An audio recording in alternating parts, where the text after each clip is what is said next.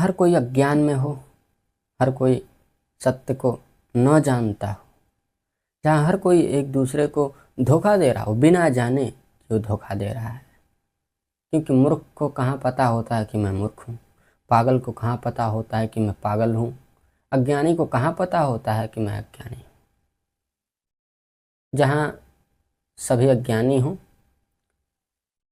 जहाँ हर कोई भ्रम में जी रहा हो, मैं उसी को माया कहता हूँ, मैं उसी को प्रपंच कहता हूँ। क्योंकि जो जानता नहीं सत्य को वो नाटक ही कर सकता है, वो जानकर नहीं करता है लेकिन नाटक ही होता है।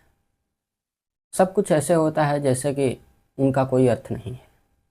अगर आप देखना चाहें सत्य को, अगर आप देखना चाहें इस माया के रूप को, तो उसका उपाय है कि उनका साक्षी होना पड़ता है।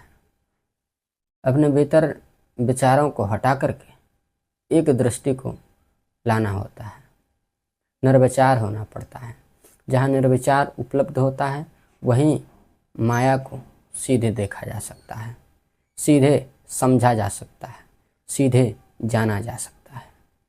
क्योंकि जब आदमी खाली होता है तभी वो सब कुछ देख पाता है अपनी दृष्टि से।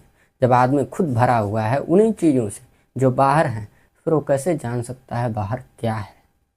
बाहर क्या है इसके लिए इसको जानने के लिए पहले स्वयं खाली होना पड़ता है भीतर से। जो भीतर से खाली हो जाता है वो भीतर से निर्विचार हो जाता है। जो भीतर से सारे धारणाओं को और सारे कल्पनाओं को रोक करके, उनको हटा करके अपनी बिल्कुल स्पष्ट दृष्टि से, खाली दृष्टि से देखता है, तो फिर उसको दिखाई पड़ता है कि चारों तरफ सिर्फ अज्ञान है। ऐसा नहीं है सिर्फ अज्ञान ही दिखाई पड़ता है, कहीं सत्य भी दिखाई पड़ता है। लेकिन जहाँ तक अज्ञान दिखे, जहाँ तक लोगों का सत्य से दूर होना दिखे, वहाँ तक माया है, वहाँ तक प्रपंच है, वहाँ तक धोखा है।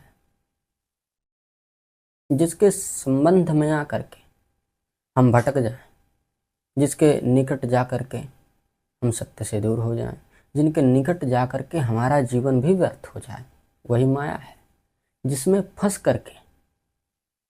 फंस करके अंतिम में कोई भी निष्कर्ष न निकले, अंतिम में कोई भी अर्थ न निकले हमारे जीवन का, वही माया है।